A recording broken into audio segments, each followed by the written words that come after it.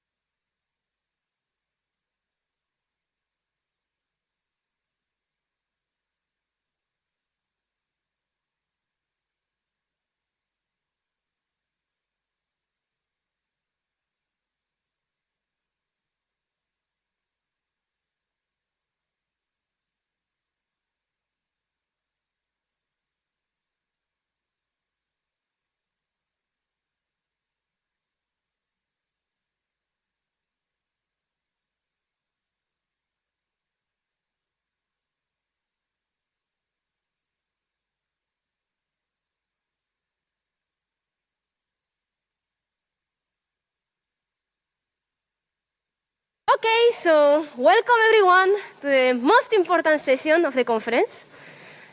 I'm serious. We have here, this is the Gong show, this is the turn of the young researchers to tell us about their research and what they find interesting. And don't leave after the Gong show because then we'll have the picture and then the prizes. Okay, so the first one is Gonzalo Araujo Regado. So please, whenever you're ready, go ahead. Is it counting? Hello, everyone. It's nice to see you for once from this side of the room. So, what is Cauchy/holography all about? The fundamental question we wanted to address is that of canonical quantization of gravity. And to do that, we need to specify a superposition of metric and matter field configurations on some bulk slice that satisfies the Wheeler-DeWitt equation. Now, that equation is hard to solve.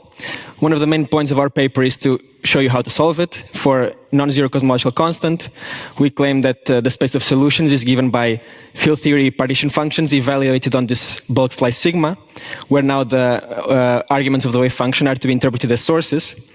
How is this field theory defined? It's defined as a deformation from a Euclidean CFT living on that slice. There's a deforming operator of lambda, and we deform up to some dimensionful deformation scale. Now, this deformation traces out a flow in theory space from a CFT that has an algebra of local scale invariance. And what this deformation has to do is to give you an emergence of bulk local Lorentz invariance. Now, it turns out that imposing that requirement is a very big requirement on the O of lambda, this deforming operator, and it essentially uniquely fixes it. To give you we show in our paper how to do this for general dimensions and general matter fields. We have a prescription for obtaining this operator. To give you an example of a case that you might be more familiar with, in pure GR in 2+1 bulk dimensions, you get an operator like this, and if you study at it a little bit, you'll see that this is just a TT bar operator that Monica was talking about. Now, in the case of asymptotically ADS quantum gravity, this gives us a very nice thing. It gives us an explicit map from the Hilbert space of the boundary CFT dual to the bulk quantum gravity Hilbert space.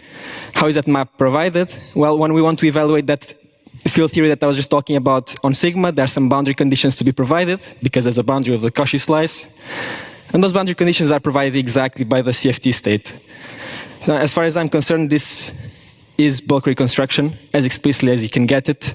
It's a purely field theoretic computation. It takes you a state on the CFT dual, living on partial sigma, to a quantum gravity state in the bulk. And there are also some things about tensor networks that we could talk about if you ask me afterwards. Now, we can also do this, extend this for cosmology. And for cosmology, the slice on which we are defining our field theory has no boundary. Because it has no boundary, we don't need to specify boundary conditions, so the equation is even simpler. And we essentially recover a single quantum gravity state.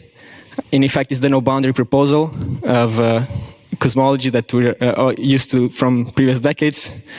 And you can see this as an extension of the usual ds-CFT correspondence, because this map allows us to compute this wave function for finite volumes, so we can go to early times. And the usual ds-CFT is recovered in the limit that this metric is taken to infinity, infinite volume. I could also talk about flat space, but I don't have time for that. It's a bit trickier how to do that for flat space holography, but you can ask me questions afterwards. I also have a poster, which is on the far side of the far side, but feel free to take a look and to ask me questions. Thank you very much. So is it on? Oh. Okay, thank you very much. And I want everyone to clap very hard, okay, after each console talk. So the next one is Pablo Basteiro. Thanks. Good afternoon, everyone. So very first, let me thank the organizers for what has been a really nice conference so far, and also for giving me this chance to present my work. So I want to tell you about this paper we wrote with my colleagues back in Würzburg. And in this project, we considered computational complexity for the SUN group, which for a given unitary operation and acting on a qubit with d equals n levels in our case, it quantifies how difficult it is to implement. And of course, as you all know, complexity has been conjectured to play a key role in the ds-CFT correspondence as the quantity capturing the late time growth of the black hole interior. So we were interested in the large n limit because this should give us some insight into the transition of complexity when going from finite dimensional to infinite dimensional Hilbert spaces. And in particular, we wanted to find a setup that is well behaved throughout the whole range of n, and see what we can learn in view of defining complexity for quantum field theories and more generally for holographic complexity measures. So what we found is that by using Nielsen's geometric approach to complexity and via the Euler-Arnold formulation for the geodesic problem, we were able to map complexity of SUN gates in the strict large n limit to two-dimensional ideal hydrodynamics of a fluid flowing on the torus. And in this setup, the geodesic equation simplifies the well-known Euler equation, and the cost function basically reduces to the standard Laplacian. So we can compute the complexity of large qubit unitaries equivalently by this approach up to 1 over rank corrections. And furthermore, we also analyzed the sectional and Ricci curvatures associated to our choice of cost function and found some desirable properties from the perspective of holographic complexity measures, in particular ergodicity, conjugate points, and also a very interesting connection to sub-Riemann geometry, whose role in this landscape of holographic complexity measures has been recently conjectured by these authors. And so schematically, so we start from the SUN Lie group manifold, where Nielsen tells us that complexity may be identified with the minimal geodesic length of a unitary with respect to the identity. And meanwhile, the Euler-Arnold approach allows us to recast this geodesic problem into the time evolution of a Lie algebra element associated to the control Hamiltonian.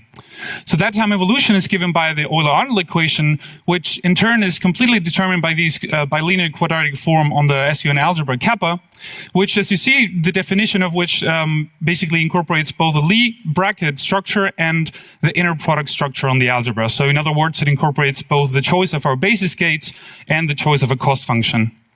And what we did in our project was to find this particular cost function or inner product in the algebra, which implements a set of penalty factors that are at most polynomial in the system size n.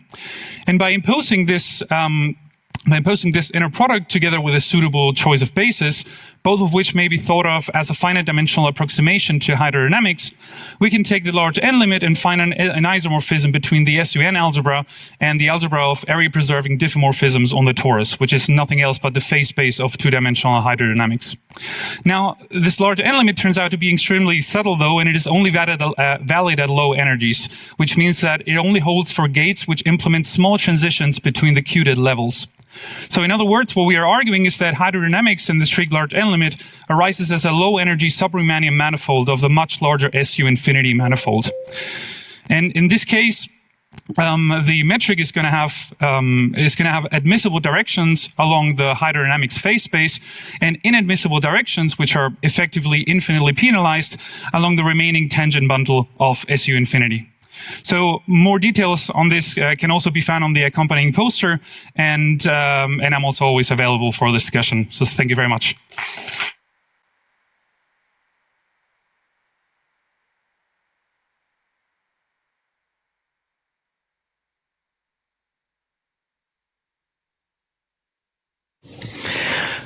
Hello, everyone. So it's pretty nice to be here. Thanks a lot for the organizers giving me the opportunity to talk about this work. So my interest today lies on large charge expansions, which are a way to compute conformal data in conformal field theories in arbitrary dimension under the assumption that some global symmetries are present in the system. So let me give you the main idea in the specific example that we work on in the paper.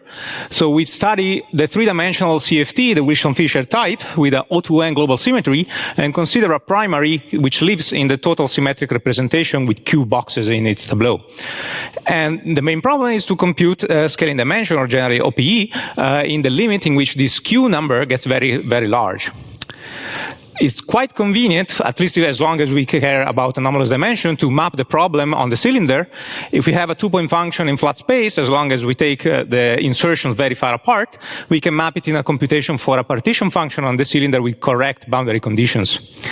And the main statement of this whole topic is that as Q gets very large, this partition function can be computed semi-classically with 1 over Q as effective expansion parameter. Moreover, it's going to be dominated as a saddle point approximation by a finite density ground state, which arises in some Cond-Mat system. And the EFT on top of this, on this ground state describes some hydrodynamic excitations. So in the case in which n is equal 1, the O2 system, this is strongly coupled, so we have to make assumption about it.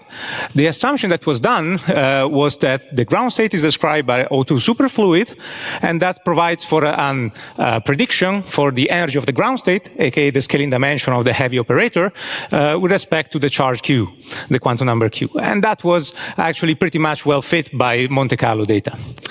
Moreover, the EFT on top of that is the one of the superfluid phonons, and gives some prediction about the structure of the slightly heavier primary on top of our operator. The question we asked was, can we improve on this prediction? Can we know about the tail of this expansion? What is its large order behavior? Are we expecting some exponential correction related to some non-perturbative phenomena? And moreover, are we able to actually push this extrapolation all the way to light operator with a small charge? That was mostly motivated by the fact that the Monte Carlo extrapolation seems to work very fine for charges of order 1.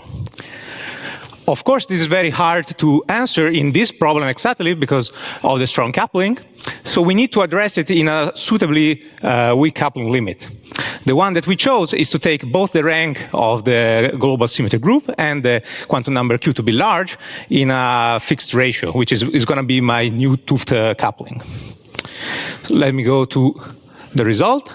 So turns out that as this 't Hooft coupling gets very large, my cylinder partition function develops a new saddle that corresponds to a Bose-Einstein condensate in which the fundamental field on the cylinder gets a VEV and has a symmetry breaking pattern. And at leading order in n, we can compute as many coefficients as we want. This is infinite power from the point of view of resurgent type analysis, because we basically can conclude that indeed this large charge expansion is expected to be divergent with a strong double factorial growth, typical of matrix model systems. We do expect exponential corrections, and we have a physical interpretation in terms of word lengths of gapped Goldstones, with the mass going like square root of the charge. And moreover, a very crude approximation to all the way to O equal 2 shows that these corrections do not contribute sizably at charges which are rather small, telling us that the onset of the superfluid behavior might be way earlier than expected. And with this, I will thank you. And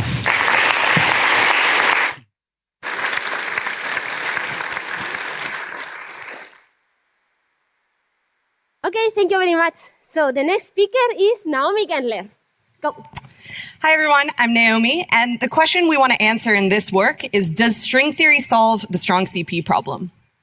So just to give you a one-sentence take-home of what this project is about, we show that for many axion compactifications of type 2b string theory in the geometric regime, the Peccei-Quinn mechanism automatically solves the strong CP problem. So lightning review of the strong CP problem. The QCD Lagrangian can in principle include a CP violating term, which is parametrized by this angle theta. And neutron EDM experiments put an upper bound on this angle theta, which tell us that theta has to be less than about 10 to the minus 10. So the strong CP problem is simply the question, why is this number so small? So there's a few different proposed solutions to the strong CP problem, but the one we'll be focused on today is the Peccei-Quinn mechanism, where the parameter theta is promoted to a dynamical field known as an axion. Now, QCD instanton effects generate a potential for this axion, which takes the following form. So you can see that if this is the only contribution to the QCD axion potential, then the neutron EDM dynamically relaxes to 0, and the strong CP problem is solved. But of course, if there are other contributions, so for example, if the potential is VQCD plus some V hidden, then the VEV of theta can shift outside of the experimentally allowed range. And a crucial point for this work is that Planck scale physics can spoil the PQ mechanism. And so to answer this question of whether there's a viable QCD axion, we need to have a UV completion. So the main point of this work is to calculate this potential V hidden in a large ensemble of string theory compactifications. So what did we actually do? Well, in type 2b string theory, this V hidden is generated by Euclidean D3 branes. And because we know their sizes, we can calculate these effects. Our search space was over 30,000 Calabi-Yau threefolds, obtained as hypersurfaces and toric varieties. And for each Calabi-Yau, we randomly selected a divisor in that Calabi-Yau on which to host QCD via a stack of D7 branes. From there, we dilated the overall volume of the Calabi-Yau such that the gauge coupling of QCD runs to the observed value at low energies. And finally, we can then compute this potential V hidden. So now I'll show you our results.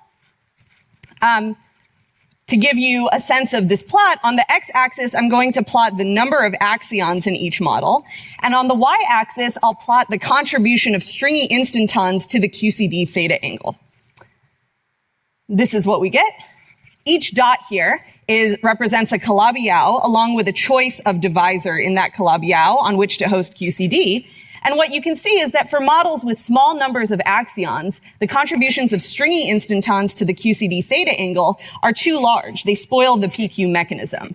But the striking feature of this plot is that as the number of axions increases, this plot falls dramatically, so the effects are suppressed.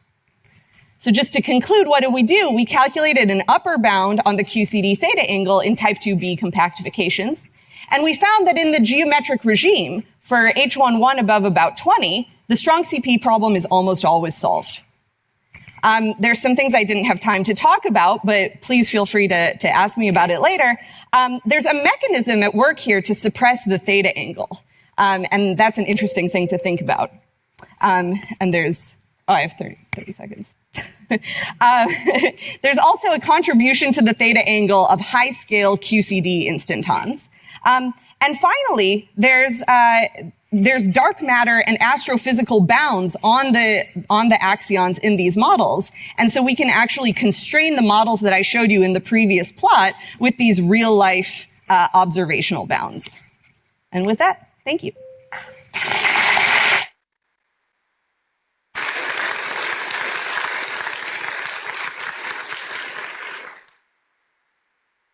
Okay, thank you so much. And the next one is Elizabeth Himowich. Okay, hi. Thanks to the organizers. I'll be talking about celestial OPEs and W1 plus infinity symmetry, and this is based on work from last year with Monica Pate and Kyle Singh. So working in celestial holography, which we've heard about today already, is a proposed duality between quantum gravity and 4D asymptotically flat spacetimes and 2D theories with conformal symmetry. And these share 4D Lorentz or equivalently 2D global conformal symmetry. So this means that if we organize 4D scattering in terms of particles that are in highest weight representations of SL2C, we'll get amplitudes called celestial amplitudes that transform under Lorentz transformations like 2D correlators of primary operators. So to do this for massless scattering, we use boost eigenstates, which are the Mellin transform, this integral transform over energies with parameter delta of the usual momentum eigenstates. Massless particles are labeled naturally by a point, ZZ bar on the celestial sphere at null infinity, that parametrizes their momentum direction. And it transforms under Lorentz-like Mobius transformations. And like primary operators, the Mellin transform gives us operators that are diagonal under rotations about and boosts or dilations along that null direction. So these will be our primary operators. And if we want to look at their OPE, this corresponds to the 4D collinear limit, essentially because the angle between massless momenta is proportional to the distance between the corresponding points on the celestial sphere. So if we want to look at the leading coincident singularity in the OPE, this corresponds to the leading collinear singularity in the amplitude, which at tree level is just given by the propagator, which goes on shell.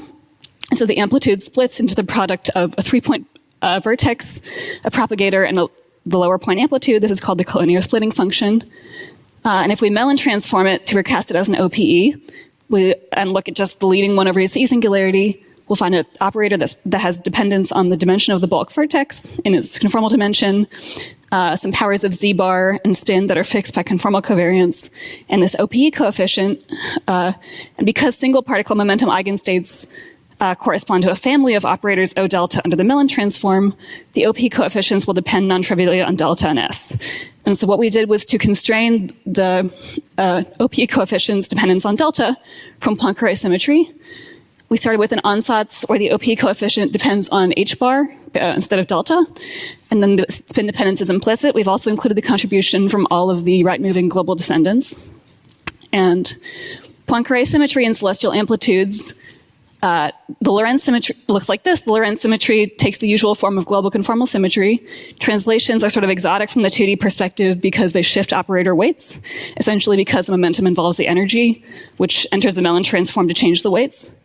And well, in this paper, we constrained the OPE coefficients of the leading 1 over Z singularity in the amplitude in the OPE using the Lorentz and translation generators that gave a recursion relation uniquely solved by this OPE coefficient, a beta function in the weights of the operators in the products times this spin-dependent constant, which is essentially the bulk coupling constant for the particles in the product.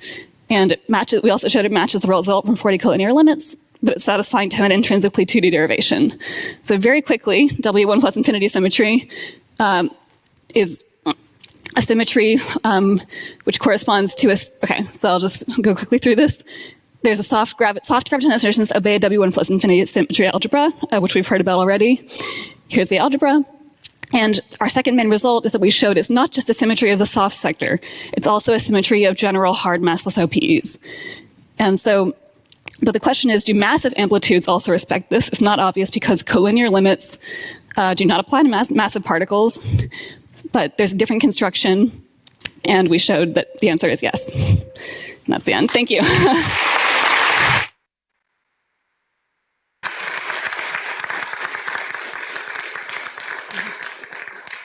Good. Thank you very much for the talk. So the next one is Cristoforo Iosa. Okay. Thank you.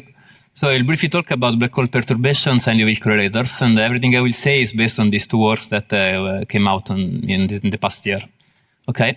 So what we want to do is we want to solve for Schwarzschild 5 perturbation, for example, and okay, the wave equation in this background is separable, and it will reduce to an ordinary differential equation, that is the Hoyne equation.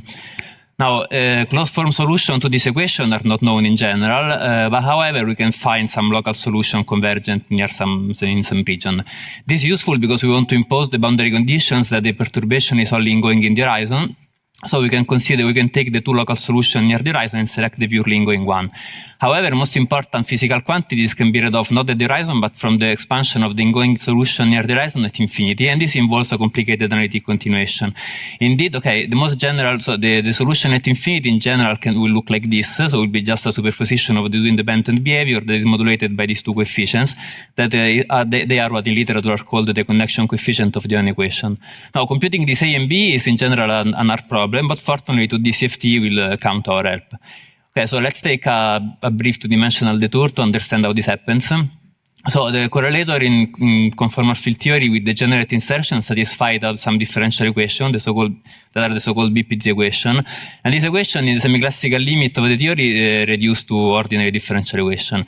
In particular, if we consider the level 2 degenerate operator in a 4-point inserted in a 4-point function, this will satisfy a second order equation with 4 regular singularities, these quadratic poles that correspond to the other 4 primary insertions. Now, this is precisely the only equation that we want to solve. Okay, so CFT only knows about how to compute local solution of this equation. So because we can just do operator product expansion, this will give a conformal block expansion of the conformal of the correlator that will be a series centered around a singularity. Now, I want just to stress that in real CFT, everything is known about conformal block expansions because 3-point functions are completely known and are given by the so-called DOZZ formula.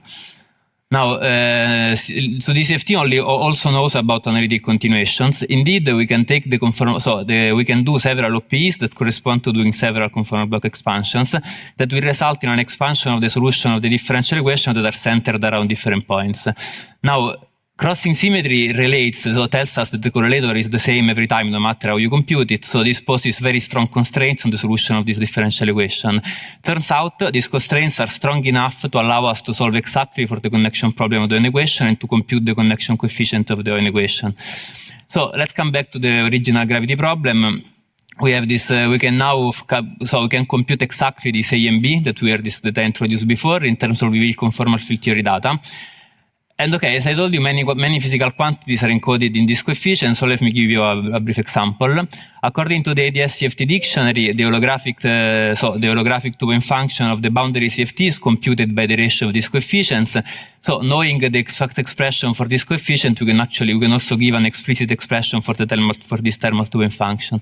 Just to give you an idea on how concrete all this story is, this will look like this. So it's just a ratio this is a ratio of this connection coefficient that is just expressed in terms of gamma function, and this F, that is the prepotential of the AGT dual gauge theory. Here, all the A's are just the semi-classical Liouville momenta that are fixed in terms of the gravity parameters. And okay, this is the exact expression, and it can be analyzed in several different regions of parameter space. And if you're interested about it, you can come to my poster and ask me questions. Thank you.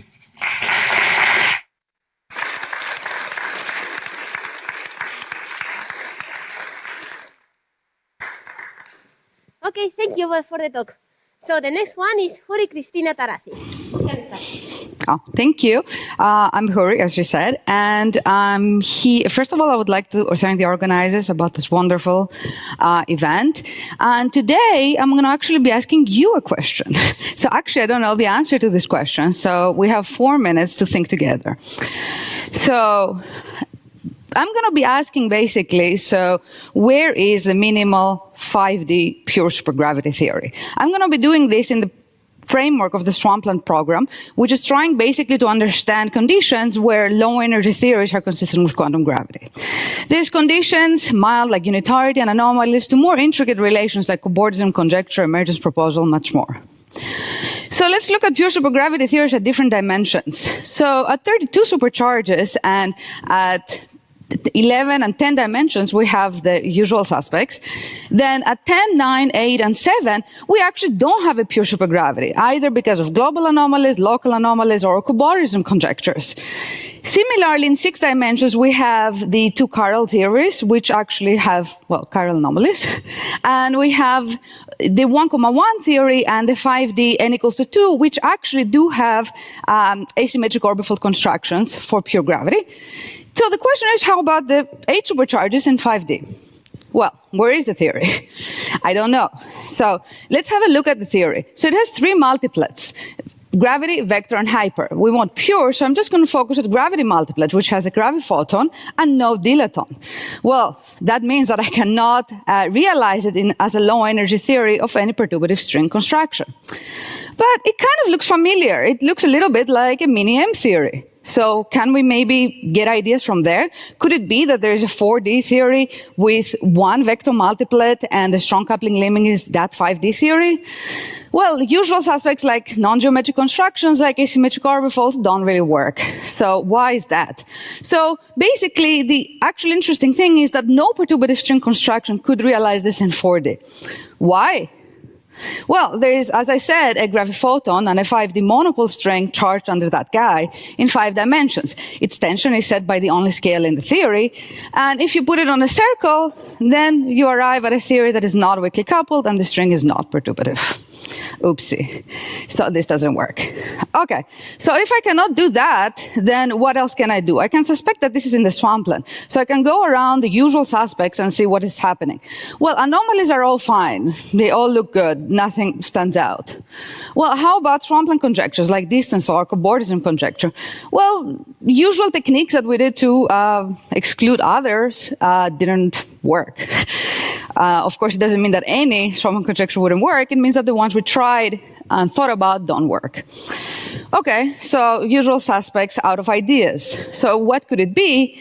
Well, it could be that the theory is when r equals to 0, it's at finite distance, and hence this theory goes to nothing. It could be, more interestingly, that the theory is at infinite distance, and then you get a self-dual theory. So you go back to 5D, and you get the same theory. Harder to find. Okay, so what kind of ideas can we have? Well, you could look for a holographic dual. The string that I discussed has a near horizon limit of 83 times S2. Maybe someone can be smart enough and find that. Or some very intricate, exotic construction in string theory that will give us this, and it will be a new string theory we don't know. Okay, so in conclusion, as I said, this is a question for you. I hope you all have the answer to it right now, and I hope that we can find maybe a nice string theory, M theory construction that gives us that theory. And as I said, I think it's a really interesting question. We don't know the answer to it, and it could give us a window to new theories. Thank you.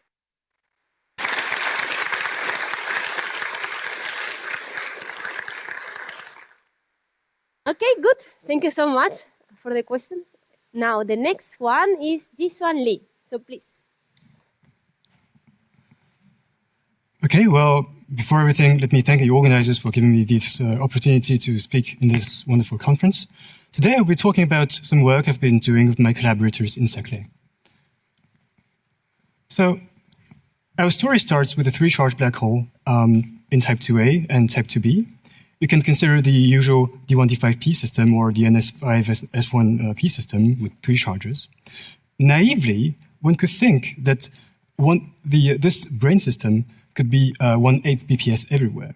And then one could conclude that this brane system would develop a horizon in the presence of supergravity.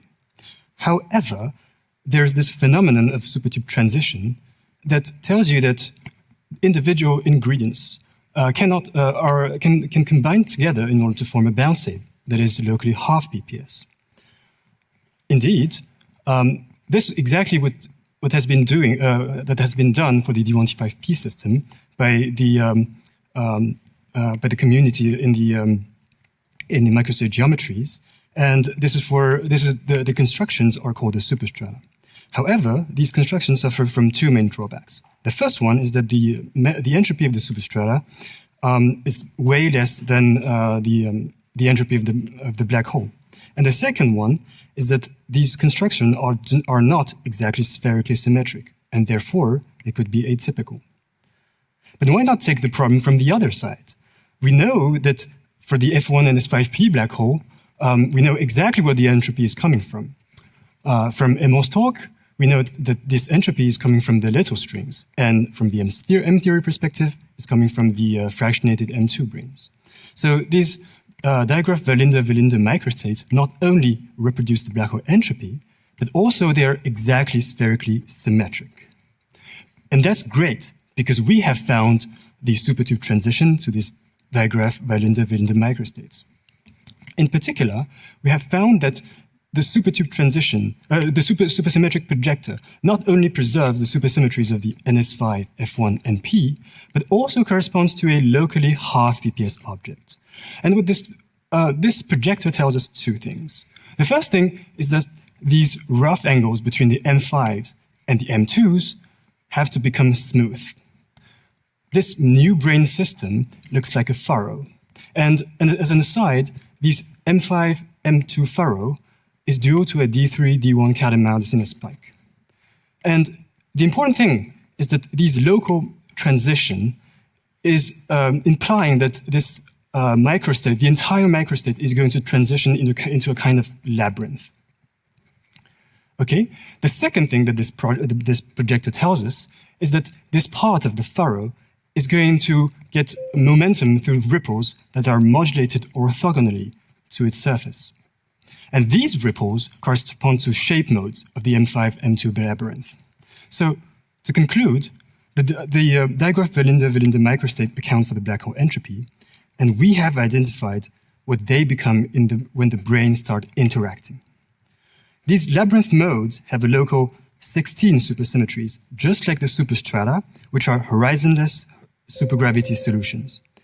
This shows that these microstates cannot individually develop a horizon, and we are very excited to see what these solutions look like in supergravity.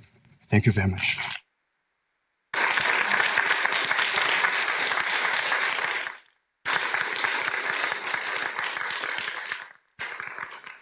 Okay, thank you very much. So the next one is Andrea Manenti.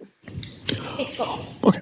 Thank you very much for allowing me to speak here. I would like to present my recent work in collaboration with Agnese Bissi and her student Giulia Fardelli in Uppsala University.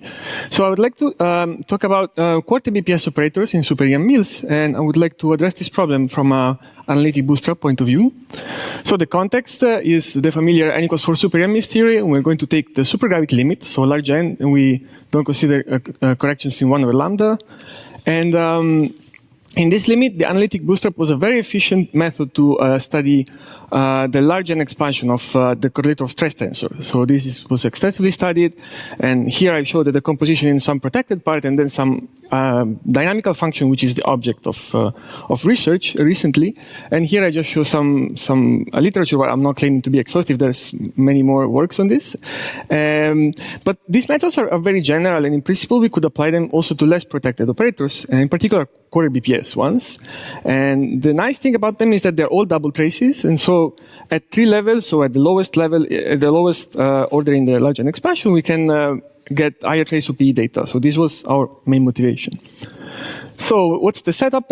We have to decompose our 4-point function in SU4 partial waves. And what's nice about this is that this is analogous, is sort of a toy version of computing 4D spinning conformal blocks. So there's lots of technology for doing this.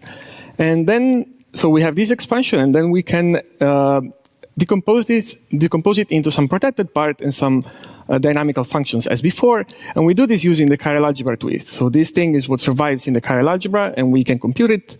And these are the ones which are killed by the chiral algebra, so we don't know them. And then we can take the crossing of the protected part, feed it into the double discontinuity, and get OPE data of this unknown. And the double discontinuity is some integral transform that gives you OPE data starting from some 4-point function. And so by doing this, what results did we obtain? So like I said, our goal was to get OPE data at leading order in 1 over n. So this is what we did for the leading operator, for the lowest non-trivial guy, which is the one transformed in the 202 representation. And so we did this in the OPE of this guy with the stress tensor and also this guy with itself.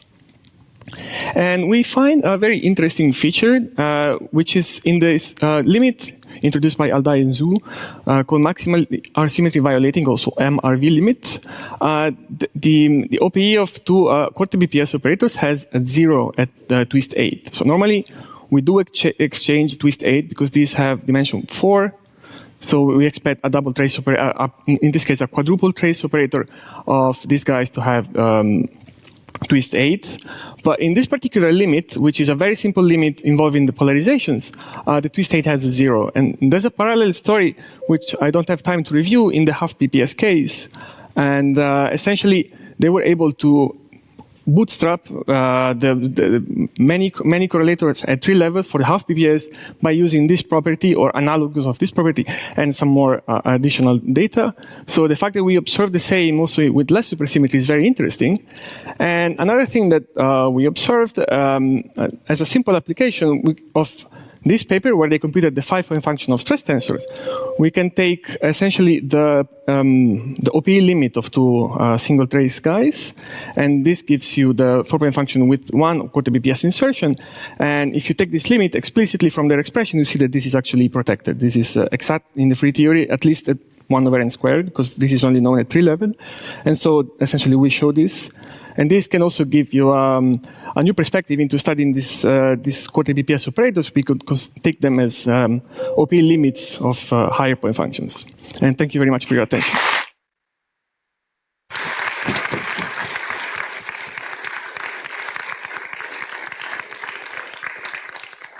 Okay, perfect. Thank you so much. So the next one is Ioannis Siares. Great. Thank you very much for the opportunity to speak. It's a great pleasure to be here in this very inspiring conference. So I'm going to be telling you about work that I did in collaboration with Scott Collier at Princeton, Alex Maloney at McGill, and Henry Maxfield, who is now at Stanford, and also some follow-up with Tokiro Numasawa at the University of Tokyo. So my talk is going to be about the conformal bootstrap in two-dimensional CFTs and two-dimensional BCFTs. And in any two-dimensional CFT, let's say on a compact orientable Riemann surface, in order to determine Euclidean correlation function, we need to determine a list of CFT data that consists of a list of primary operators along with their scaling dimensions delta and spins Li, or in terms of H and H bar, and also their OPE coefficients. Now, in case where we have a boundary CFT, we additionally have a set of boundary primary operators, which I call here Psi of B, which they are characterized by their boundary conformal dimensions, HIB. So here there's a single H because we have a single Virasoro algebra on the boundary. And additionally, we have two extra types of OPE coefficients. We have a bulk to boundary OPE coefficients, which arise when we fuse a bulk operator on the ambient space to the boundary, and also a boundary OPE coefficients, which is a fusion between purely boundary OPE coefficients among themselves. And finally, there's a very important quantity which is called the boundary entropy, and this is essentially the partition function on the disk with no insertions whatsoever, with label A. So the question that I would like to ask is, how does the bootstrap constrain this CFT data? And in particular, we are interested in finding universal features of this data into the bootstrap that maybe we can derive analytically. And we all know of such a universal formula. For example, this is the Cardi formula that describes the asymptotic density of states of the scaling dimensions of primary operators. And then it's an analogous boundary Candy formula for the boundary conformal dimensions. So my goal for today is to present a formula like this for the OPE coefficients. So I would like to present a set of universal asymptotic formulas for the OPE coefficients that I described in the previous slides. And crucially, these are asymptotic formulas that hold exactly in the Cardi limit. So we have finite central charge, and we take the heavy operators to be heavy with respect to that fixed central charge. And here I'm presenting these three formulas, which are supposed to hold on average. So this is a microcanonical average over the heavy operators that we take each time for the square of the OPE coefficients. And you see that all these formulas, they're essentially described nicely by a single function what I call C0, which depends on this PI, PJ, and PK. And these are, if you know about this, these are the Liouville parameters, which are essentially the square root of the conformal dimension of the corresponding boundary operators. And this is a very explicit formula. So this gamma B is the so-called B-deformed gamma function, which is essentially like the gamma function, except its poles is graded by this parameter B, which is parameterized the central charge. And if you were at the factorization and ensemble discussion, this is what was referred to by Alex Maloney as the universal heavy three-point function. Now, essentially, the method that we use in order to derive these formulas can be summarized in these 3 points. And the important tool for us was what is known as the crossing kernel. So this is the kernel that branches Virasoro blocks on one channel to Virasoro blocks on a different channel. And what we did is essentially study crossing equations on some carefully chosen correlation functions in a kinematic regime where the identity operator dominates in one channel. And then the crossing kernel, we use the definition of the crossing kernel to write this identity contribution as an integral over kernel times some other blocks with some support. And then essentially by definition, this crossing kernel serves as a cross-grained OPE spectral density in that cross-channeled. So the elementary crossing kernels, that is the crossing kernels for the sphere 4-point function and the torus 1-point function, were written down in a remarkable work by Benedict Ponceau and Jörg Tessner in the early 2000s. And what we did basically is essentially we composed these elementary kernels to write down elementary crossing kernels for more complicated surfaces or surfaces with conformal boundaries. So and this is how we actually use them. Essentially, we repeat point 2 to rid of the asymptotics. So please confine me if you need more details. I'll be happy to discuss. And with that, I would like to thank you for your attention.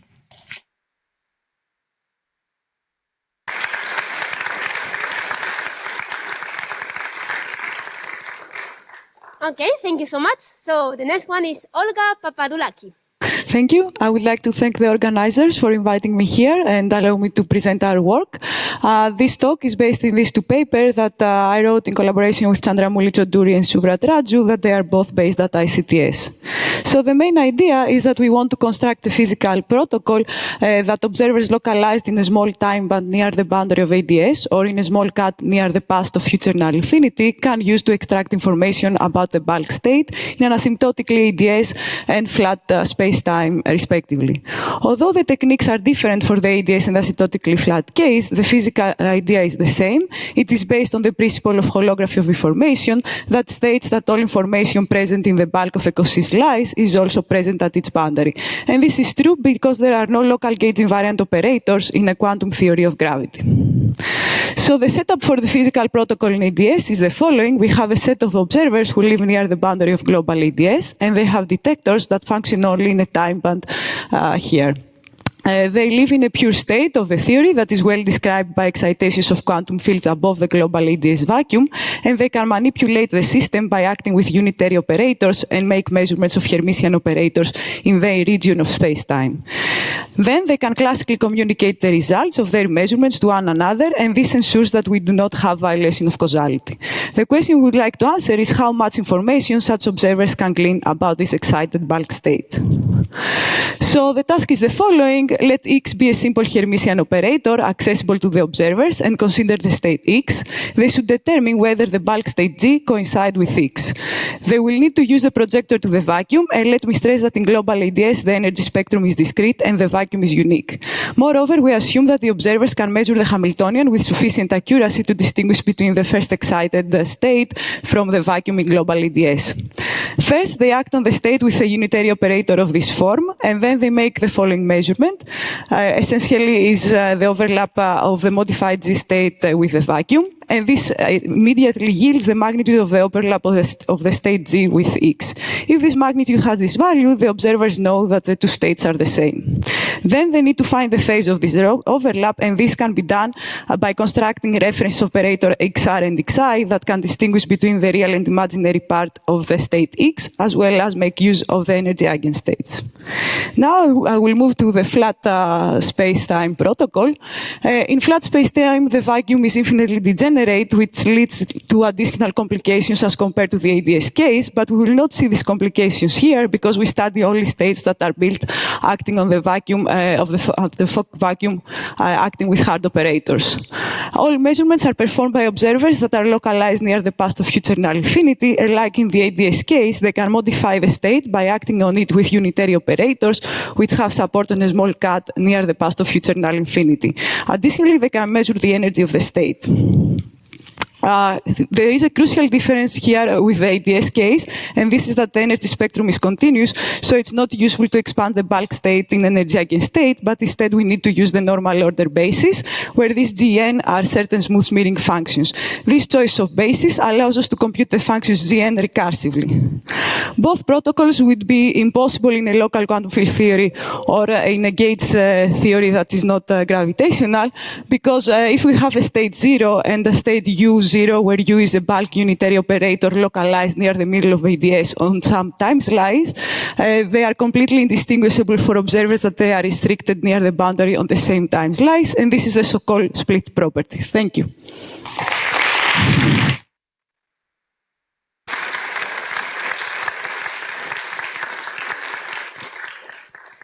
Okay, thank you very much. So next one, Stefan Proatka. Fractons are at this point theoretical quasi-particles with the characteristic feature of having only restricted mobility. I will talk about a specific class of continuous field theories which have additionally to a conserved electric charge something rather unusual, which is a conserved dipole moment. Already from this simple conservation law, we can infer a lot of the interesting physics. For example, a single charge cannot move because this would change the dipole moment, which is in tension with its conservation law. So it is immobile. However, elementary dipoles can move. This dipole conservation puts quite some restrictions on possible meta theories, and we have shown that only 2 of the following 3 points can be simultaneously fulfilled. For example, if we restrict to a Gaussian action with spatial derivatives in the action, one is led to a Lifshitz-like theory like the following. However, in this case, the dipole symmetry is nonlinearly realized. If we now insist on linearly realized dipole symmetry, one is led to the following popular non-Gaussian theory, where the spatial derivatives lead to an interaction term. If we now want to have linearly realized dipole symmetry and a Gaussian action, one is led to the following Carolean field theory, which can be seen as the free model of the interacting model above. Let's now restrict to the interacting theory and ask, can we couple it to a gauge theory that mediates the forces between the fractonic matter? And indeed, we can. You can gauge the dipole symmetry to obtain the following gauge theory, which has a scalar field and a symmetric tensor field, and the following possibly unconventional gauge symmetries. We can then build an electric and magnetic field strength, which are gauge invariant, and then construct an action, which is given here in its simplest form by an electric and a magnetic part. For various applications, it's now interesting to ask, can we put this on curved spacetimes? And the interesting feature is there is no boost symmetry, only rotations, spatial translation, and temporal translations, which means the right framework for that is something called Aristotelian geometry. We've shown using this framework that the complex scalar field, the matter part, can be coupled to general curved Aristotelian geometry. However, the gauge theory, we have generalized earlier results, but it can only be coupled to a restricted class of curved geometries. This is due to a tension between the coupling to general curved spacetime and the gauge symmetry. But even on flat space, these gauge theories have quite interesting properties. They're gauge theories with gapless propagating degrees of freedom, which means similarly to electrodynamics and general relativity, the very definition of an isolated system and its symmetries is quite subtle. In non-compact space, it depends on the boundary conditions and leads to surface charges at infinity. The bigger question we want to answer is, are there infrared triangles beyond Lorentz symmetry? And if yes, this would open the interesting perspectives to realize them in the lab and probe them there. And indeed, we have shown that there is a consistent set of boundary conditions that capture all known solutions and lead to well-defined charges. We first find the expected Fracton symmetry algebra, but we also show that it can be extended by infinitely many soft charges which perfectly mirrors electrodynamics and general relativity, and therefore provides the first evidence for a Fracton infrared triangle.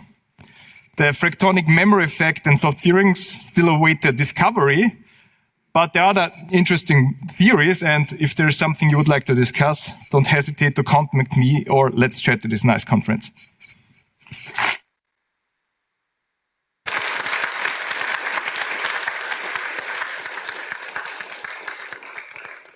Okay, thank you so much. So next we have Ronak Soni. Hi all, thanks for the invitation to talk, and above all, thanks for the AC. So I'm going to talk about microstates of a non-supersymmetric black hole, which is based on work with Amar, who's in the audience somewhere, and Alex, who's a grad student, and he's not in the audience. So there's a hard question in our field, which is that we know black holes have entropy, but we don't know what this entropy counts. This was solved in a bunch of cases, starting with 1996, Strominger and Waffa, in cases where there is a lot of supersymmetry and no temperature. Today, I'll tell you something about a case where there's finite temperature and no supersymmetry. The catch is that it's a kind of a weird 2D black hole, and we find the microstates not in the bulk description, but in the holographically dual description. So the system is a 2D black hole. We also call this is a Euclidean black hole. Oh God. Called the cigar. It has an ER equals EPR duality. So if you put strings on it, there's an ER equals EPR type of duality to strings on a cylinder, which is holographically dual to a matrix quantum mechanical system. But the funny thing about the system is that temperature is not free. It has this value. No other values are allowed. The matrix quantum mechanics has a degree of freedom, which is the n into n Hermitian matrix. as is often the case with these systems, there is a symmetry, which you call the Hermitian matrix X. The symmetry is conjugation by a unitary. So only at low energies, for example, only the eigenvalues matter. The group is called the projective unitary group, which is like the unitary group without the overall phase mode. And the black hole mass is really dual to fugacity for non-singlets under this PUN group. These folks in 2001 calculated the partition function in the matrix quantum mechanical system as a function of this fugacity. These other folks, not completely other folks, did an inverse Laplace transform of this answer, okay, to go from the fugacity to an integer. This integer, you can think of it as the number of non-singlets in the system, and they find that the free energy had a canonical form. This is a fixed charge free energy, so it's not quite canonical, but it looks canonical. The thing to remember is that it's almost linear with k up to this log correction.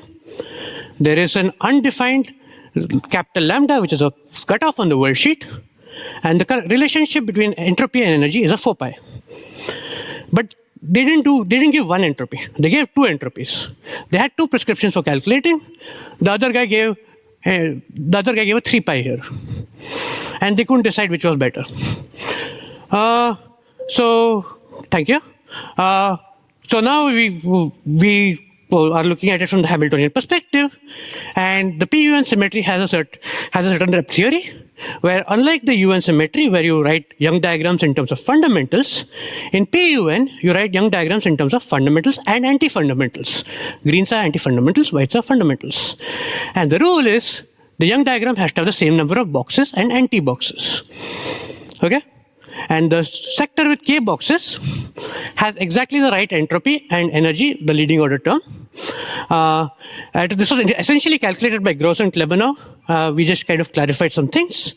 So we have identified the subspace of microstates corresponding to the entropy, and we picked out one of the two answers of Kazakov and Zeitlin. This opens up a bunch of interesting questions, which we are discussing with other people. The final question for me is to describe the microstates and the cigar theory. Thank you.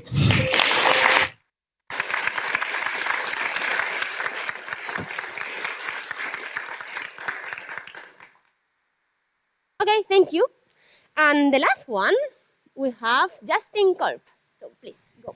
Thanks. So this is based on a number of forthcoming works with a number of people, and hopefully the first paper should appear sometime next week. So first I want to tell you what a holomorphic QFT is. So it's a QFT that depends only on the complex structure of the underlying manifold. And local operators in these theories carry the structure of what's known as a holomorphic factorization algebra, which is sort of a complicated generalization of 2D chiral algebras or vertex algebras. So now, given any supersymmetric quantum field theory, we obtain what's known as the holomorphic twist by taking the cohomology of any one nilpotent supercharge, for example, Q minus in 4D n equals 1. In this case, the anti-holomorphic translations are Q exact, so the twisted theory is cohomologically holomorphic. These theories have very rich infinite dimensional symmetry enhancements analogous to Virasoro and Kac-Moody in the 2D chiral algebra analogy. And these theories are particularly interesting because the operators captured by the holomorphic twist are those counted by the superconformal index. In particular, you can think of the superconformal index as basically counting, with signs, the dimensions of these cohomologies, but we're sort of working with a categorification in the holomorphic twist because we can actually work with the cohomologies themselves. So, these theories are equipped with a local product called the lambda bracket, which is a generalization of like a usual collision product, as well as a number of higher brackets which describe homotopy between lower brackets. Roughly speaking, this captures how the holomorphicity fails at the level of chains, let's say. Now, if we want to construct the free classical cohomology, what we're going to do is we're going to take polynomials in fields and derivatives, G invariant ones if it's a gauge theory. The interacting quantum theory is obtained from the underlying free classical theory by acting with yet another new operator, this bold Q here. And bold Q is written as a sum of these little QNs, which come from the n-loop Feynman diagrams. And then what we're doing is we're basically going from one complex to another using a mathematical trick known as homotopy transfer. You can think about it physically as integrating away certain objects which are in the free cohomology, which shouldn't be in the interacting quantum cohomology. And when we do this, what we find is that all the perturbative corrections in the theory are actually contained in the brackets of the free holomorphic factorization algebra up above. So what we get is we get this really remarkable formula where, for example, if you were to act on this with this bold Q on an operator O, that we get a sequence of all these higher brackets. And if you look at this thing, you actually recognize that it's like the Maurer-Cartan equation, except for this higher setting. And it's actually quite remarkable because what it's basically telling you is that at least perturbatively, the holomorphic factorization algebra knows about its deformations. So I told you that those Qn came from n-loop Feynman diagrams, and you might ask what the Feynman diagrams look like. And we find that they are the so-called Lamin graphs. So here's the first 5 non-trivial Lamin graphs. And that's just by power counting form degrees. So then we can say, okay, we'll write down an arbitrary master integral formula. It looks like this. It's a little bit of a mess, but it includes multi-local operators and graphs which are subgraphs of graphs, etc. And it's a bit formidable, but with a nice judicious change of variables, we can map this integral to a Fourier transform of a polytope in the space of holomorphic loop momenta. This may be the holohedron we've all been seeking. So I can't promise you that holomorphic spacetime is doomed, but I can promise you that the configuration spaces of graphs satisfy this nice infinite collection of geometric quadratic identities. And what these identities do is they basically enforce all of the rules that holomorphic factorization structure that I was describing previously, graph by graph. And as a result, we find that the quadratic identities are sufficient to bootstrap the Feynman integrals, at least up to 3 loops is what we tried, and perhaps further.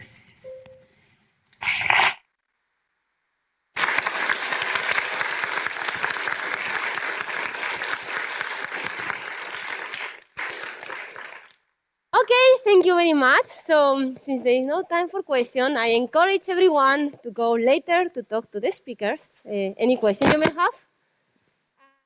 Now I think we have the group picture, so let's just give a final clap for all the speakers of the console.